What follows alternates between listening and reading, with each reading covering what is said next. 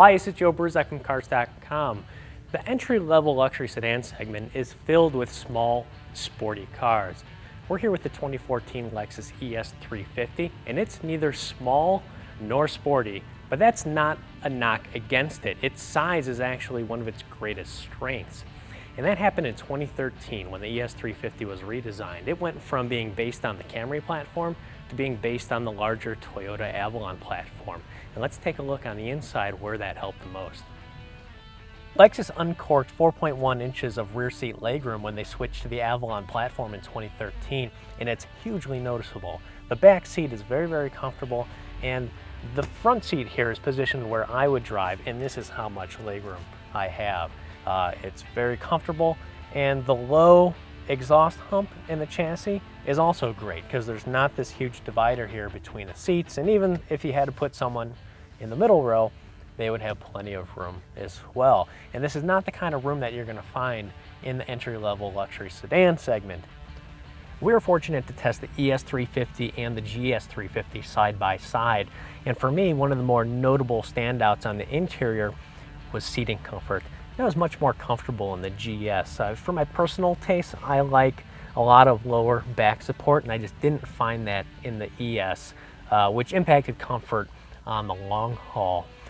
Now, I've been pretty satisfied with how the interior looks. I think a lot of the materials are nice, especially this optional bamboo wood trim around the interior, but other editors weren't as satisfied, especially with the quality materials on the dashboard and some of the consistency, and also the faux leather seating compared to the optional real leather seating. But for my taste, I think it looks great. One of the things that you'll have to look at, though, is you have the Toyota Avalon, which has a very upscale interior, very similar to the ES 350 at a much discounted price.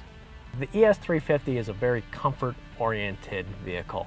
It rides smooth, there's a little body roll, plus it's only front-wheel drive. It doesn't beg you to be thrown into corners. It's respectable at what it does, but it is no performance car. But that doesn't mean it's slow. The 268 horsepower V6 is very potent, even in the large sedan.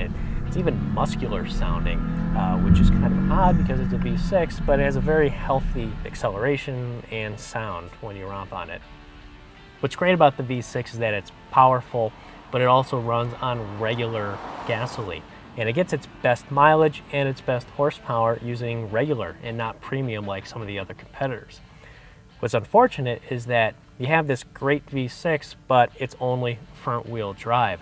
And not from a performance aspect of it needs to be a rear-wheel drive, it's just that it's spinning its tires pretty frequently in the wintry conditions that we've been driving it in.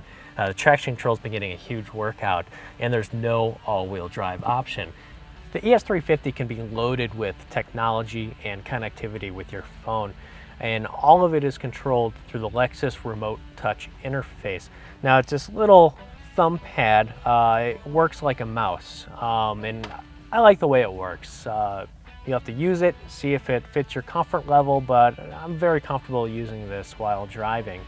A lot of cars are including text message functions through the car where you can respond to a text message via the vehicle's controls. And the Lexus has one of those features, and they give you 15 pre-programmed responses. The ES 350's trunk space is also notable, just like the inside, because of how much room it has. We found it easier to fit gear into this trunk than the Lexus GS. Now, that's kind of where the ES 350 is notable, and that's with how much room it has for the money. A lot of time you'd have to step up a few notches in price to get this much room on the inside and the trunk. For around $37,000 with destination, you're getting a ton of room for not a lot of money.